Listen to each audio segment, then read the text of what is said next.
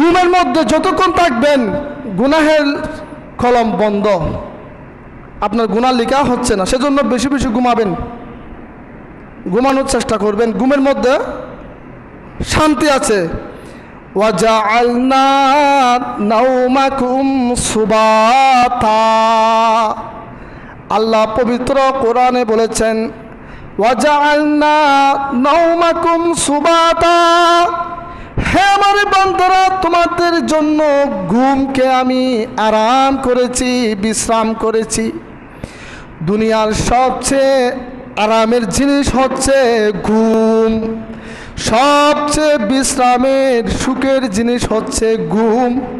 সেটা কিনে নিতে পারবেন না। যে চোখ ভরে ঘুমাতে পারে তার চেয়ে কোনো সুখী মানুষ নাই, সুখী মানুষ নাই। যার কপালে ঘুম আছে তার থেকে বড় ধনী নাই, সে সবচেয়ে ধনবান, সবচেয়ে সুখী।